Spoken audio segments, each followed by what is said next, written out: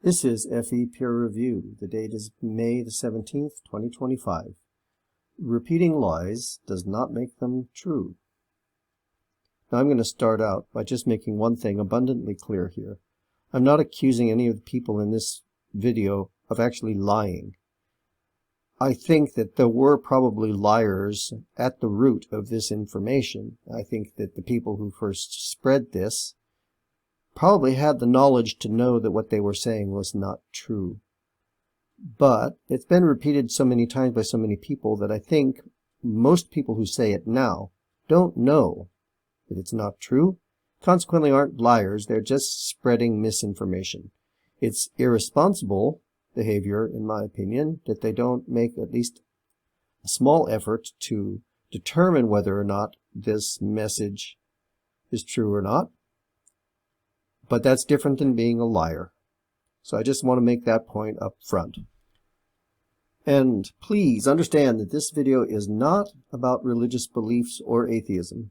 As you all know, that is not the subject of my channel. This video is specifically about a lie or piece of misinformation, depending on who is saying it, that I see endlessly repeated. What this channel is about is clear thinking, fuzzy thinking, how to sharpen our mental abilities, how to recognize dishonesty, confusion, and illogic when we see them. That's what interests me. So, as much as I welcome comments, I hope people won't get sidetracked on a lot of religious debates. Do so if you must. I'm not here to tell you what you can and can't do. I'm just hoping the original purpose of my video doesn't get lost along the way. The YouTube algorithm, in its wisdom, put this on my feed today. This young man he is a Christian, and he has made a video expressing some of his views, and in particular he was addressing atheists with specific questions that he felt atheists needed to think about and probably couldn't answer. There are loads and loads of these videos out there, and there are lots of other people going through them and challenging them and answering the questions and so forth, and I enjoy watching those videos. But as you know, that's not the kind of thing I cover on my channel. However, I am going to cover this one in a certain manner. For a start, I did leave him a kind of a general comment that I leave whenever I encounter one of these videos. And I'll read that for you here. I suppose this print is probably very small on your screen. With regard to questions such as speciation through evolutionary processes, the origin of life, parentheses, abiogenesis, a different subject from evolution, or the beginning, if we can describe it that way, of the universe, these topics have nothing to do with atheism. They are questions to be asked of the relevant scientific experts. And though the majority of atheists may happen to agree on these things, taking their cues from science, dig around a bit and you will find atheists with very different opinions. You'll also find scientists who are expert in these very topics who are also theists or deists.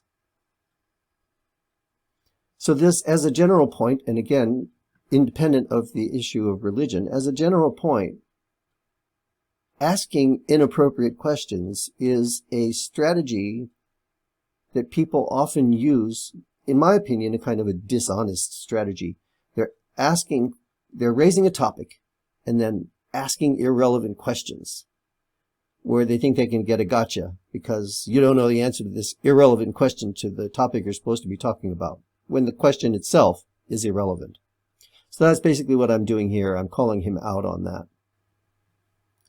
Sometimes, as I did here with the second comment, I'll try to be a little bit more in your face about it and use the same tactic back. I've got a question, just the one, which no theist can answer. On IRS Form 1073-DOA line 42, do I enter accelerated depreciation for fixed assets only or all physical assets? Chances are atheists reading this can't answer it either. And this would be because it has nothing to do with either theism or atheism. I'm so bored of theists asking atheists irrelevant questions. It might help if at least the questions were different from time to time. All right, so that's my counterexample. Don't go asking theists for tax advice. That's not their specialty. And if you didn't get it, there's no such form as IRS Form 1073 DOA, line 42. Hopefully that was fairly obvious. But now on to the main point for this evening. But now we come to the juicy bit. Further down in the comments, somebody by the name of Biggie B wrote, "I'm a Christian. The guy asking the questions doesn't do a good job of establishing any clear points or consider any rebuttals to the point he was trying to make. Feel free to debate or ask me questions in the comments." I liked that. I thought that was really good that he came up with that and was like putting himself out there to say, look, we can do a better job than this. So various people did ask him questions, and one of them, they got into a sort of back and forth about some things, some points, and Biggie B came out with the lie. Now, I'm not accusing Biggie B of being a liar. I suspect, in fact, I'm fairly certain because of the way he said it, that he's just repeating something he has heard from the people he trusts. I say that because he's practically repeating it verbatim from people I've heard say this before, who I think probably are the original liars. He says, well, Jesus was the most documented ancient historical figure of all time. And that phrase, most documented ancient historical figure of all time, is the one that I've heard used verbatim by others, including sources that are not a part of the Bible. If he was a fraud, then he would have been swept under the rug by Jewish and Roman authorities like all the other false messiahs during that time. Now, I'm not interested in getting into whether or not he was a fraud and what the Jewish and Roman authorities would have done and all that. I'm focusing on the phrase, on the sentence, well, Jesus was the most documented ancient historical figure of all time, including sources that are not part of the Bible. That is the claim we're going to look at here, because that claim is blatantly false. So I got my answer to him. I wrote quoted the relevant bit from his quote, and then wrote, not true, not during his lifetime or in the 2 to 3 generations following. There is virtually no first-hand evidence in existence today from anyone who actually met him in person. Granted, a huge amount of stuff has been written about him by lots of people, but that all came a lot later. We have far more first-hand evidence of other ancient figures, such as certain pharaohs and Roman emperors. I'm going to skip the next part of my response and come back to it after I've looked at this here. We have the 3 non-biblical figures that are most frequently cited when people make this claim: Josephus, Tacitus, and Pliny the Younger. Now, Jesus, if he did exist, probably died in the early 30s. You will see that none of these people were even alive in the early 30s. If we're a decade off on Jesus' dates, Josephus would be an infant. So none of these 3 non-biblical source historians, who are the 3 most commonly cited, was alive during his lifetime. And if you read what they wrote, none of them claim to have spoken with people who knew Jesus. None of them are making even second-hand references specifically to Jesus. What they were all 3 writing about was the views held by Christians of their time about their beliefs, and in some cases about Jesus. So they provide a good historical record of what Christians of their time believed.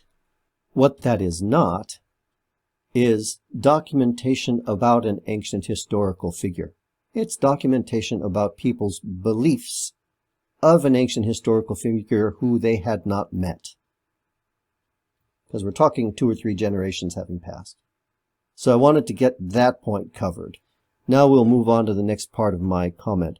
We have far more first-hand evidence of other ancient figures, such as certain pharaohs and Roman emperors. Because you remember his comment, he says Jesus was the most documented ancient historical figure of all time. No, not true. We have more documentation about others. And I'm going to add here, better documentation, more concrete and more directly firsthand. Now, Alexander the Great is one that I've heard repeatedly used as an example when people repeat that lie. They'll say, "What do we don't, the first biography we have of Alexander the Great wasn't written until 400 years after he died." Something like that, 450 years, something like that. And that's true. The only biography, well, the earliest biography we have was written hundreds of years later. I'll come to that. I'm jumping ahead. Alexander the Great is a good example because apologists often make false claims about how we know of him. Yes, the earliest existing biography was written a few hundred years after his death, but that biography was explicit in citing its historical sources, which linked continuously back to Alexander. Those also included memoirs of generals who fought alongside him, by the way. Unfortunately, these earlier sources no longer exist. But that's not the important part. That's just the part apologists like to point to. In my experience, having listened to some of these people, that's what they will point to, is that biography. In fact, we have first-hand evidence from Alexander's own lifetime. As he made his way across the world, when he would conquer a city, he would often leave behind a pile of cash to fund the construction of a temple. We have at least one of these original temple inscriptions, still extant today, recording that he was sponsoring the construction of said temple. Keep in mind this was during his lifetime. It's called the Pryini Inscription, and it is in the collection of the British Museum. This here is the web page from the British Museum for the Pryini Inscription. You can see that it's dated to 334 to 330 BC, and Alexander died, let's see, I think it was in 323, so about 7 years later, 7 to 11 years later. So this is the Pryini Inscription. This was the stone that was part of the temple to Athena in Pryini that was acknowledging Alexander's sponsorship of the temple. There's another very interesting bit of contemporary evidence of Alexander's existence, and I'm going to say there's lots more than I'm showing here, but these two pieces alone, being first-hand evidence made during his lifetime, already outweigh, or I should say already refute, the statement made by Biggie B. So, a Pryini Inscription, let's see. More evidence is also in the British Museum. The Babylonians were in the fortuitous habit of recording just about everything on clay tablets, which survive really well.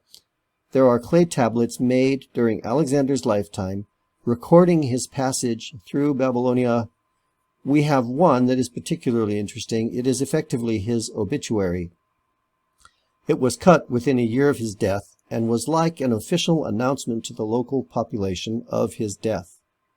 So we've actually basically got Alexander's obituary as it was published in the news from the time. So there's just one example of an ancient figure who was much more thoroughly documented during his lifetime than Jesus was. There are plenty of others. I'm going to show you those inscriptions. This is also in the British Museum collection, and this is the obituary. Now, these clay tablets typically included astronomical observations and data, and that helped them at the time keep track of when these things happened. So when they would go back and look at an old clay tablet, they could relate it through the astronomical data that was kept on it as to where it fell in the timeline. And so this tablet has such data on it, not that I can read it myself, of course, but it has such data, and it also records the death of Alexander the Great. So it's in the British Museum. You've got the collection number here. I'll put links to this stuff in the description. There's another clay tablet I found when I was doing the research for this video. Now, this is another website I'm not familiar with, and there was basically a blog post dating from 2008.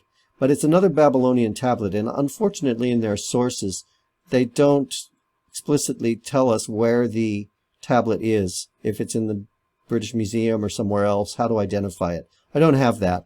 Perhaps the sources they did provide have that information, but I'm not going to take the time to try to track down those sources. Anyway, I think it looks pretty legitimate. And there are certainly others in the British Museum. This one, I'll just read a little bit about it because it has a nice explanation. A fragment of a Babylonian astronomical diary with a mention of the defeat of Darius III by Alexander of Macedon on the 1st of October, 331 BCE, and of Alexander's later entry into Babylon. Our early non-Greek narrative of the battle is a couple of lines long, but is of great interest. It comes from a recently identified clay tablet written in cuneiform, part of a contemporary diary written in Babylon. So it is our earliest source for these events, and offers us a tiny glimpse into the view of Alexander from the other side. As was customary in such texts, the scribe first notes the month's prices, oil 1 pi, wool 5 shekels, and the astronomical conjunction. At the time Jupiter was in Scorpio. Then he continues, on day 11 of that month there was panic in the military camp. Before the king, the Greek army appeared. Then they pitched camp in front of the king, Darius. On day 24 in the morning, its king set up the standard. That would be Alexander. They fought one another, and the Greeks inflicted a defeat. Important officers were killed. He, Darius, abandoned his army, and they fled to their cities. He disappeared into the land of Guti, which is now western Iran. Laconic it may be in the extreme, but it gives us a dramatic sense of news as it was being made, not as filtered by Greek propaganda. So there you have another piece of historical evidence of attesting to the existence and actions of Alexander the Great that was actually made during his lifetime while these things were actually happening. So Biggie B and the rest of you that use that line, Jesus was the most documented ancient historical figure of all time, you have now been informed that that is not correct. That means if you keep repeating it, you're lying. Up until now, you might have been able to plead ignorance, although I don't think people should go around in public saying things on subjects about which they are ignorant. I think that's wrong too. But it's not rising to the level of lying. At this point, repeat it again and you'll be lying. Well, that's all for tonight. I hope you all found this worth your time. I enjoyed sitting here and sharing my thoughts with you. Wish you all a very pleasant weekend and talk with you again soon.